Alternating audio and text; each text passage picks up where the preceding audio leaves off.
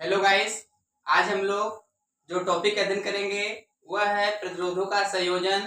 और आप लोग जानते हैं कि प्रतिरोधों का जो संयोजन है वह दो प्रकार से होता है। एक श्रेणी क्रम संयोजन होता है और दूसरा होता है समांतर क्रम संयोजन। तो पिछले टॉपिक में हम लोग प्रतिरोधों का श्रेणी क्रम संयोजन पढ़े थे।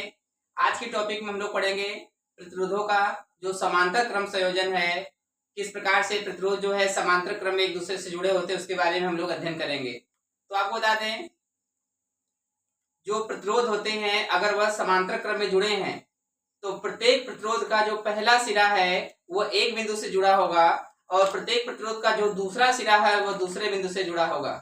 यानी कि मेरे कहने का यह मतलब है, समांतर क्रम संयोजन में प्रत्येक प्रतिरोध हैं उनके जो पहले सिरे हैं वह एक बिंदु से जुड़े रहेंगे। सभी प्रतिरोधों के जो पहले सिरे हैं वह पहले बिंदु से जुड़े रहेंगे और जो उनके दूसरे सिरे हैं वह दूसरे बिंदु से जुड़े रहेंगे। आइए देखें कैसे। प्रतिरोधों का समांतर क्रम संयोजन, संयोजन माने जुड़ना। प्रतिरोध समांतर क्रम श्रेणी में कैसे जुड़े होते हैं समांतर क्रम में, उसके बारे में हम लोग अध्ययन करेंगे। तो यह जो फिगर है इसमें तीन प्रतिरोध हैं, R1, R2, R3। इंग्लिश में प्रतिरोध को रेजिस्टेंस कहते हैं। रेजिस्टेंस मतलब प्रतिरोध होता है। यहाँ पे R1, R2, R3 यह तीन प्रतिरोध हैं। तीनों जो है समांतर क्रम में जुड़े गए हैं और तीनों में जो वैद्युत धाराएं बह रही हैं, पहले प्रतिरोध में वैद्युत धारा I1 जा रही है, दूसरे प्रतिरोध में वैद्युत धारा I2 जा रही है, तीसरे प्रतिरोध में वैद्युत धारा I3 जा रही है या बह रही, कुछ भी कह सकते हैं आप लोग। हम लोग यह देखेंगे, यह जो संयोजन है श्रेणी क्रम प्रतिरोधों का संयोजन है, इसमें हम लोग टोटल या तुल्य प्रतिरोध कैसे निकालेंगे।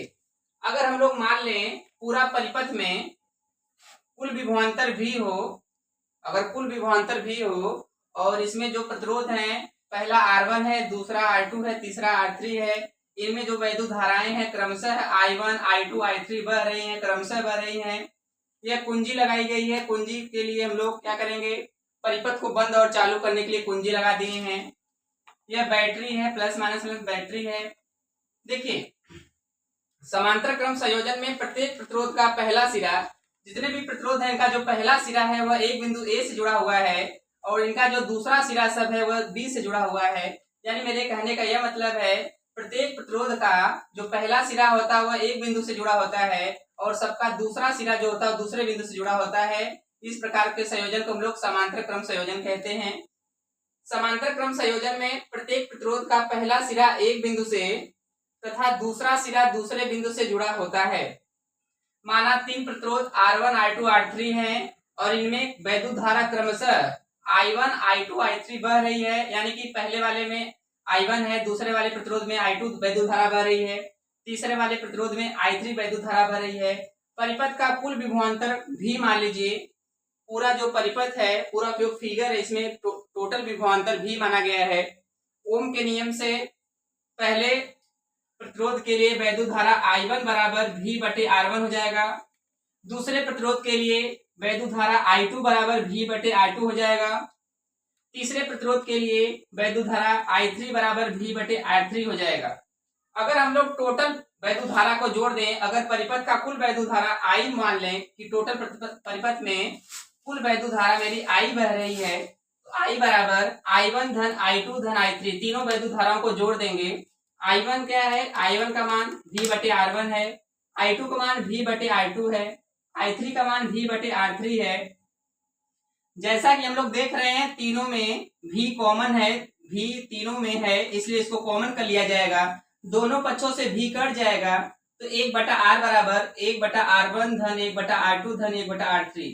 यह जो संयोजन आया है, प्रतिरोध जो जुड़े हैं वह समांतर क्रम में है। तो हम लोग कह सकते हैं कि जो समांतर क्रम में प्रतिरोध जुड़ते हैं उनका जो तुल्य प्रतिरोध होता है वह उन प्रतिरोधों के व्युत्क्रमों के योग के बराबर होता है। व्युत्क्रम माने उल्टा।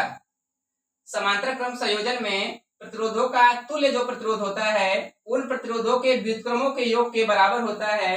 इस प्रकार के संयोजन को हम लोग समांतर क्रम संयोजन कहते हैं। पुनः बता दें, प्रतिरोधों के समांतर क्रम संयोजन में जितने भी प्रतिरोध होते हैं उनके जो पहले सिरे होते हैं वह एक बिंदु से जुड़े होते हैं और जो दूसरे सिरे होते हैं वह दूसरे बिंदु से जुड़े होते हैं। जैसा कि फिगर में दिखाया गया है, तीन प्रतिरोध हैं, तीनों प्रतिरोधों के जो पहले सिरे हैं वह ए बिंदु से जुड़े हैं और तीनों के जो दूसरे सिरे हैं वह बी से जुड़े हैं, तो हम लोग कह सकते हैं कि यहाँ पे जो तीनों प्रतिरोध हैं इनके पहले सिरे ए बिंदु से और दूसरे सिरे बी बिंदु से जुड़े हैं, और इनमें जो वैद्युत धारा बह रही है क्रमशः पहले प्रतिरोध में I1 है, दूसरे प्रतिरोध में I2 है, तीसरे प्रतिरोध में I3 है।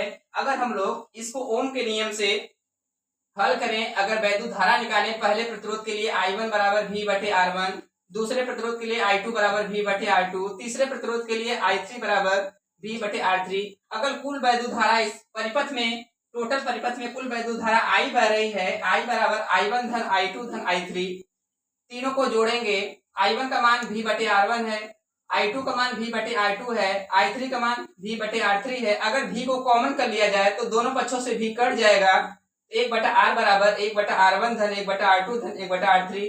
तो हम लोग कह सकते हैं कि समांतर क्रम संयोजन में जो प्रतिरोधों का तुल्य प्रतिरोध होता है उन प्रतिरोधों के व्युत्क्रम के योग के बराबर होता है। हम आशा करते हैं कि आपको यह टॉपिक समझ में आया होगा। Thank you.